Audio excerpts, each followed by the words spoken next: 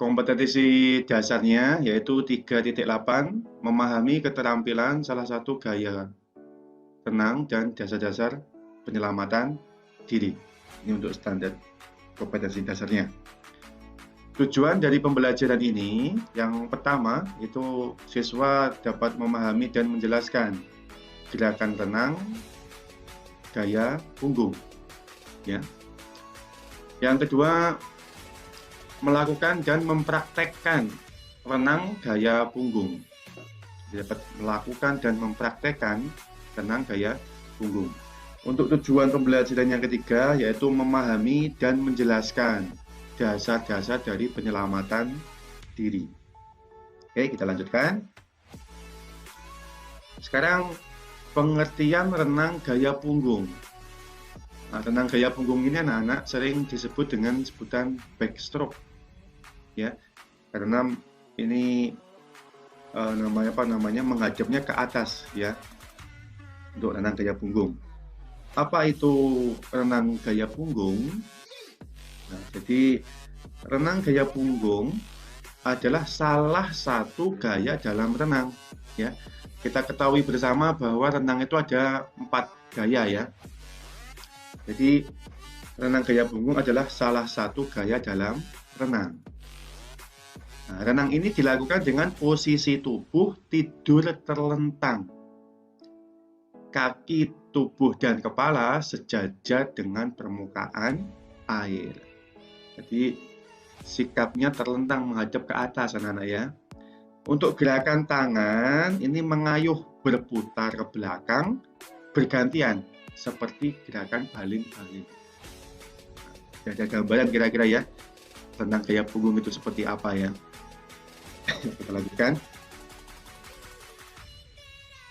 Sekarang bagaimana tahapan belajar renang gaya punggung? Yang pertama itu gerak dasar meluncur. Yang kedua gerak dasar tungkai atau kakinya ya pada renang gaya punggung. Yang ketiga gerak dasar lengan atau tangannya bagaimana ya. Jadi dalam mempraktekkan ini bagaimana gerak dasar meluncurnya, bagaimana gerakan kakinya atau tungkainya, dan bagaimana gerakan lengannya. Ya, langsung saja. Yang pertama, gerakan dasar meluncur. Coba ya, ini kita simak videonya supaya kalian ada gambaran ya. Coba gerakan meluncur ya.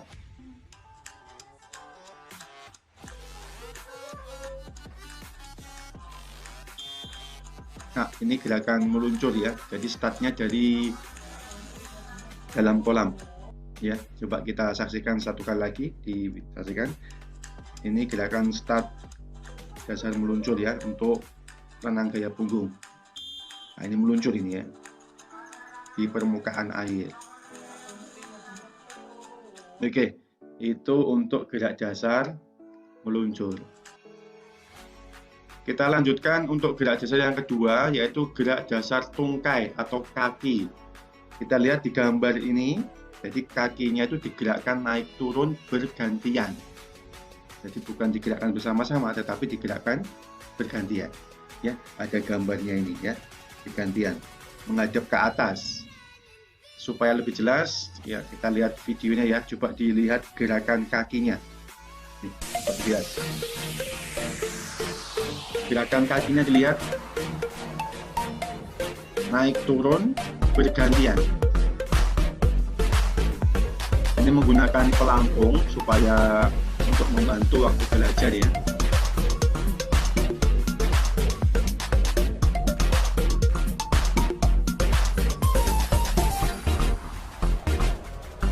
Ini kalau kita lihat dari atas, gerakan kakinya coba dilihat naik turun bergantian. Ini kalau dari dalam air.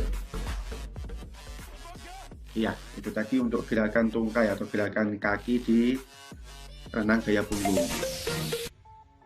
Kita lanjutkan sekarang gerakan lengan atau gerakan tangannya. Jadi untuk renang gaya punggung ini gerakan tangannya seperti baling-baling digerakkan ke belakang ya. Seperti ini gambarnya ya. Kita ada videonya juga, Coba kita simak untuk gerakan tangannya ya, diperhatikan untuk tangannya. Jadi, tangannya di belakang kepala, digerakkan bergantian seperti baling-baling.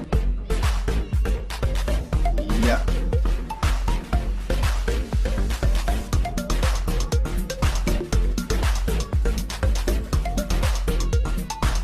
Ini kalau di dalam air, gerakannya bergantian ke belakang seperti baling-baling.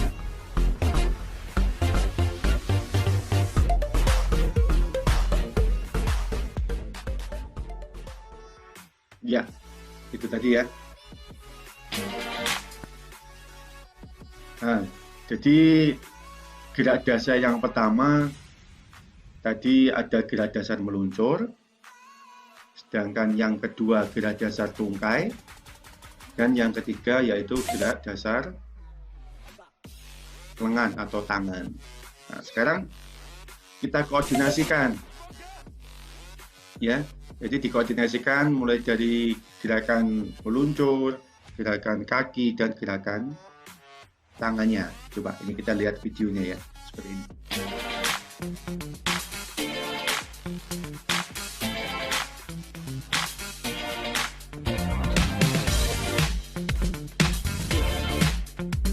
Ini gerakan koordinasi ya. Jadi mulai gerakan meluncur, gerakan tangannya, dan kakinya.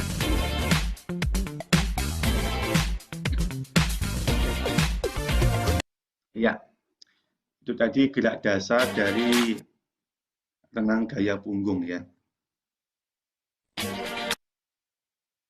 Oke, sekarang kita lanjutkan. Ini dasar-dasar penyelamatan diri. Ini sangat penting sekali anak-anak ya. Jadi kalau kalian di kolam renang, itu harus dapat menyelamatkan diri. Bagaimana caranya? Poin-poinnya bagaimana? Ya, karena kita ketahui di kolam renang itu kan di air ya. Kalau di air kita tidak dapat bernafas ya. Supaya aman bagaimana? Tadi yang pertama, sebelum masuk ke kolam harus berdoa dulu ya, meminta keselamatan dan melakukan pemanasan. Ini penting sekali nih ya. Jadi sebelum masuk kolam berdoa dan melakukan pemanasan terlebih dahulu. Untuk yang kedua, kamu yang baru belajar berenang, jangan berenang sendirian tanpa pendamping. Nah, ini ada ya mungkin anak yang sok jago, saya udah bisa berenang. Ya, tidak didampingi berenang sendirian. Ini bahaya sekali ya. Untuk yang ketiga, kamu harus mematuhi tata tertib di kolam renang.